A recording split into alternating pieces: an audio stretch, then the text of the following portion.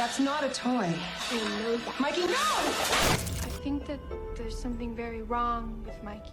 He's a wonderful kid. He's perfect. I need to see those police reports. He's not a normal 9-year-old, Rachel. I've been doing some research into Mikey Trenton's background. I really need to talk to you about this.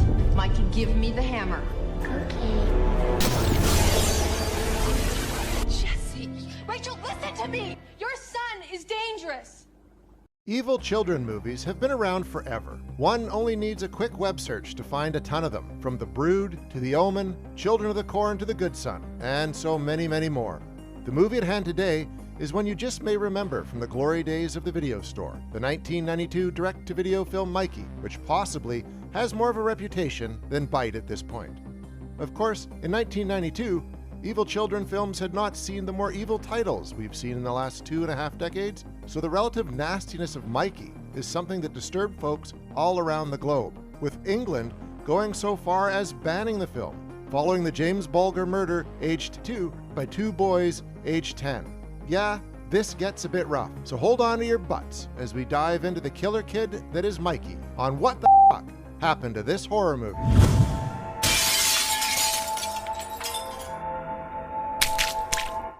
The film felt too close to that to risk releasing it, even if the content could not be linked to the murder. A good scapegoat is always wanted, and between Child's Play 3 and Mikey, the media had what they needed to go on a frenzy about the effects of violent films on children. Let's look at who is behind this film. Written by Jonathan Glasner, who had previously written for a bunch of television shows, including Freddy's Nightmares, Alfred Hitchcock Presents, and 21 Jump Street. This is not his first foray into horror, clearly, and he knew a thing or two about scaring teens or writing for teens, so using children was not a big stretch here. Since Mikey, Glasner has gone on to write for the 1990s reboot of The Outer Limits, a bunch of sci-fi shows, and on to producing a bunch of television shows. The film's director, Dennis Dimster, had only directed one film before, Cat in the Bag, in 1990, and has since only directed 3 features, but has been a regular director on the Desire and Wicked Wicked Games TV series. His experience before had been as an actor. His IMDb is a bit anemic when it comes to a current headshot or a good biography. Where Mikey gets most of its horror pedigree is in its cast, which has Ashley Lawrence and Mimi Craven as 2 of the main adults in Mikey's new life after he gets adopted following the murders of his previous adopted family. Lawrence needs no introduction to most horror fans, having played Kirsty Cotton in the original, second, and the third Hellraiser films. She was in Warlock 3, The End of Innocence, then came back to Hellraiser with Hellseeker, and she keeps coming back to the horror genre with Lightning Bug in 2004, Creepshow in 2021, and a few others in between. She's a bona fide horror star, and this helps lend this film a bit more credibility. Playing the mom who adopts Mikey, Rachel Trenton, is Mimi Craven, who started her career in Swamp Thing, directed by her husband-to-be, Wes Craven, then appearing in A Nightmare on Elm Street and a few horror titles before retiring from acting in 2002 and coming back in 2021. These 2 alone are enough to attract the attention of horror fans these days.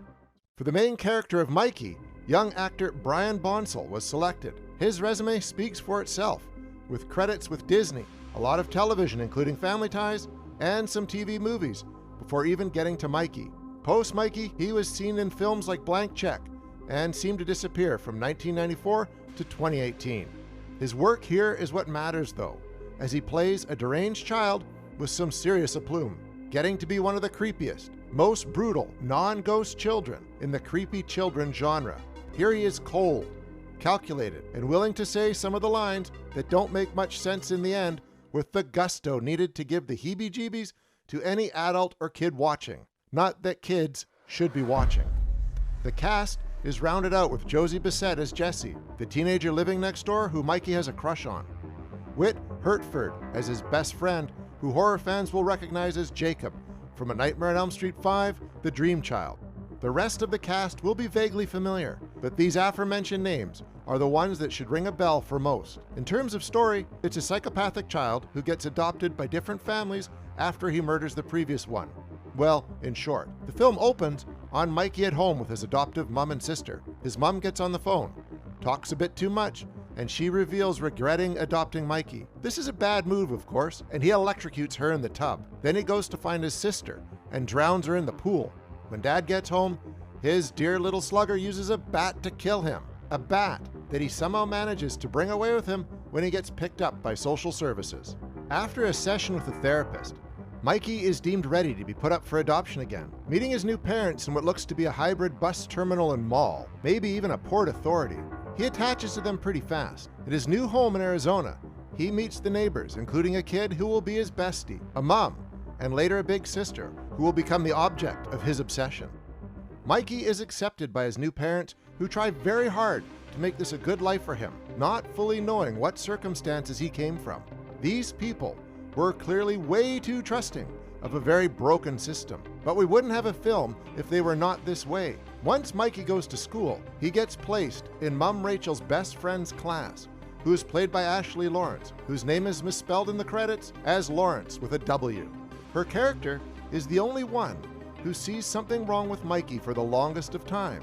She's like the crazy old lady in all those movies that knows better, but everyone ignores her. Except here, she's not old. She, of course, does research and pulls some strings to get Mikey's files. And yeah, what she finds isn't good. During that time, Mikey gets to hang out with the kid next door and his sister. When her boyfriend seems to get in between Mikey and her, of course the kid finds a way to get him out of the picture, including a dead cat.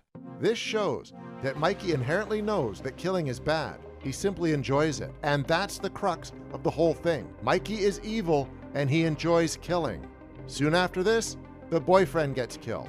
He creeps out the neighbor, things escalate. Then the teacher tries to get through to his parents, and eventually more people die.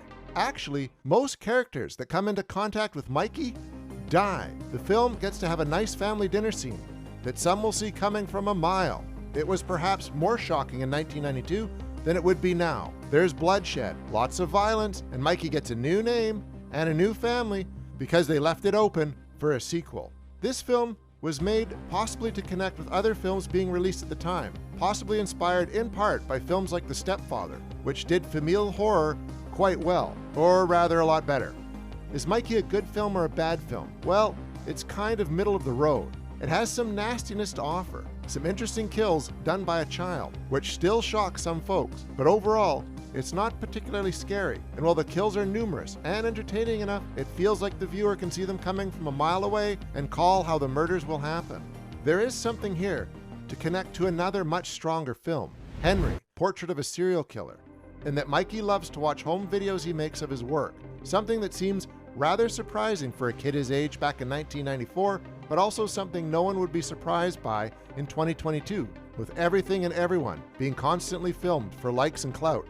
Could Mikey work even better now? Perhaps an updated version with some new technology where he's a social media star going from state to state, getting famous for his kills, and escalates on and on until he gets caught? Hey studios, this idea is mine, okay? In terms of what the happened to this film, it was a sort of perfect storm that made it disappear from the view of most people.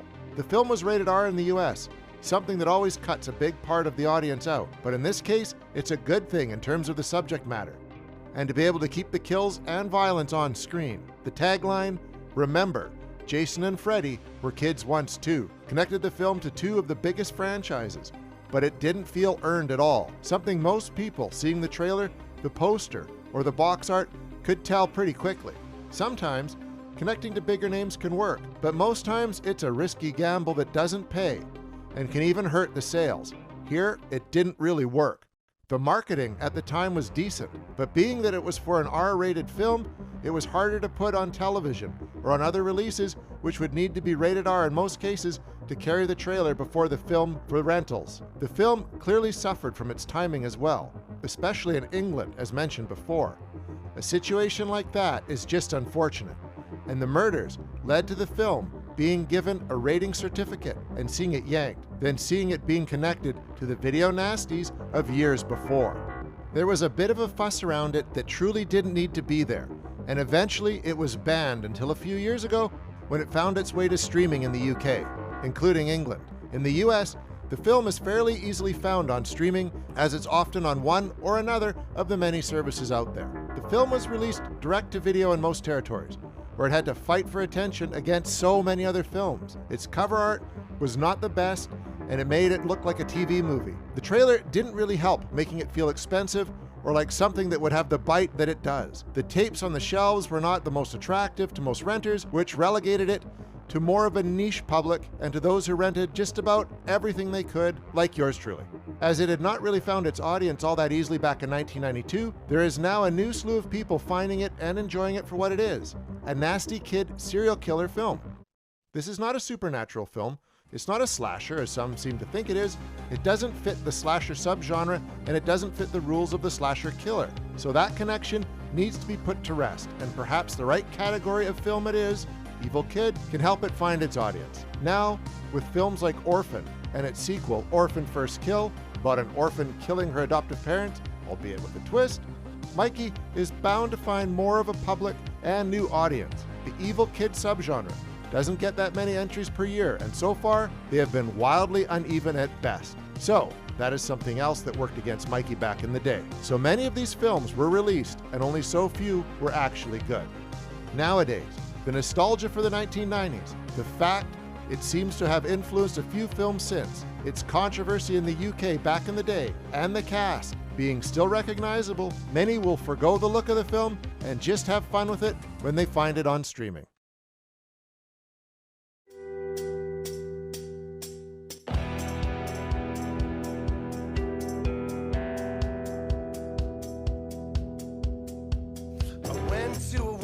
On the soaked streets of Blue Island,